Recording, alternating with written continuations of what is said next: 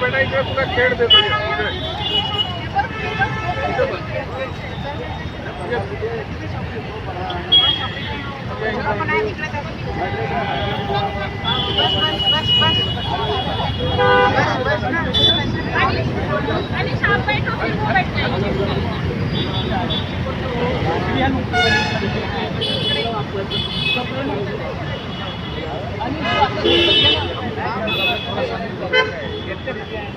इकडे घ्या ना तीन लोक इकडे साईडला लास्टचे 3 येऊन नाही राहिले. इकडे या, इकडे थोडं इकडे सरका ना, थोडं सरका. ते येतच नाही येत ना लास्ट.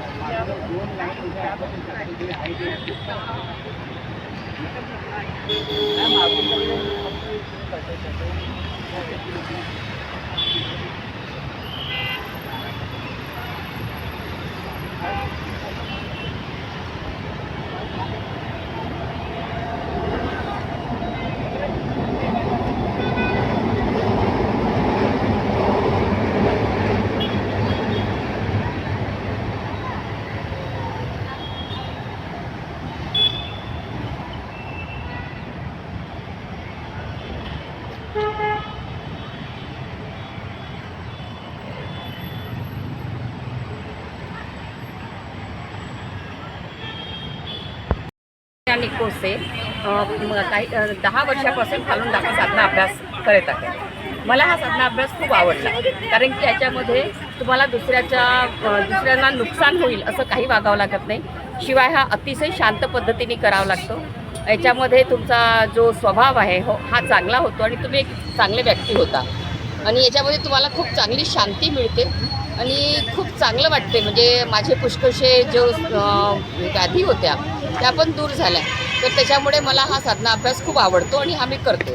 तर आज आपण हा 20 जुलै 1999 पासून जो पर्सिक्युशन सुरू झालेला आहे त्याचा दिवस साजरा करत आहोत. हा मास्टर ली होंगजी चायनाचे जे संस्थापक आहेत त्यांनी 1992 मध्ये हा साधना अभ्यास सुरू केला.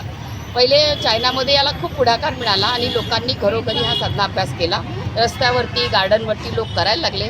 2 वर्षामध्येच 10 लाखापेक्षा जास्त लोक हा साधना अभ्यास करायला लागले आणि याची संख्या दिनदिन वाढतच गेली. मग जेमिन जियांग हे राष्ट्राध्यक्ष होते चायनाचे, त्यांच्या मेंबरशिपपेक्षा फालून दाफाची मेंबरशिप जास्त झाली. त्यांना असं वाटायला लागलं की फालून दाफा हा माझं सत्तांतरण करू शकते आणि राजकारणामध्ये तो जास्त सक्रिय होऊ शकतो, सत्तांतरण करू शकतो. त्याच्यामुळे त्यांनी फालून दाफाच्या वरती बंदी घातली आणि नुसतं बंदी घालून थांबले नाही, तर त्यांनी 1999 पासून पर्सिक्युशन सुरू केलं. ते इतक्या क्रूर पद्धतीचं केलं की लोकांचा खूपच छळ केला. त्यांना डिटेन केलं, जेलमध्ये ठेवलं, त्यांना टॉर्चर केलं, त्यांच्यावरती खोटे आरोप लावून कायदे काढून त्यांना कोर्टातून त्यांना पनिशमेंट केलं. शिवाय त्यांनी फालून दाफा प्रॅक्टिशनरला इतकं टॉर्चर केलं की त्यांचे ऑर्गन्स त्यांनी हार्वेस्टिंग केले आणि रस्तोरस्ती जे कोणी पण फालून दाफाचा जर अभ्यास करत असाल त्यांना जेलमध्ये टाकणं, त्याच्या घरची झडती घेणं, त्याच्या घरामध्ये जर फालून दाफाच्या साहित्य सापडले तर त्याच्यावरती केस टाकणं, अशा पद्धतीने असा कुठलाही कायदा चीनमध्ये नसतानासुद्धा अशा पद्धतीचं पर्सिक्युशन केलं. फालून दाफा साधना अभ्यास हा म्हणजे शांततेनं करणारा एक साधना अभ्यास आहे. त्याच्यामध्ये कुठल्याही गोष्टीचा दुसऱ्यांचा छळ करणं किंवा दुसऱ्यांना नुकसान पोहोचणं असणं काही नसताना अशा पद्धतीचं छळ करणं हा गैर आहे. त्याच्यामुळे आम्ही लोकांकडनं अशी विनंती करतो की नाही, मांग करतो आणि म्हणून हा कार्यक्रम आपण इथे लोकांना सांगायचा प्रयत्न करतो की फालून दाफा चांगला आहे आणि बेवजह म्हणजे त्यांच्यावरती अशा पद्धतीचा अत्याचार केला जात आहे. तर आपण एक मांग ठेवतो, कारण की देशविदेशामध्ये प्रत्येक देशांनी अशी मांग ठेवलेली आहे की अशा पद्धतीचं क्रूर वातावरण नसायला पाहिजे आणि हे बंद करायला पाहिजे. त्यांनी आपल्या देशाकडून निषेध व्यक्त केलेला आहे. तर आम्ही पण विचार करतो की आमच्या देशाकडून पण असा निषेध झाला पाहिजे आणि आपणही लोकांनी जागरूक व्हायला पाहिजे की ह्युमन राईट्स जे व्हायोलेट होऊन राहिले ते नाही व्हायला पाहिजे. तर एवढी ती माणुसकी तर आपल्यामध्ये पण असायला पाहिजे, एक नॅचरल माणूस म्हणून आम्ही हे लोकांना सांगण्याचा प्रयत्न करतो. दादा काय नाव आपलं आणि काय सांगायला फालून दाफाबद्दल काही सांगा. माझे नाव युवराज तेलंग आहे.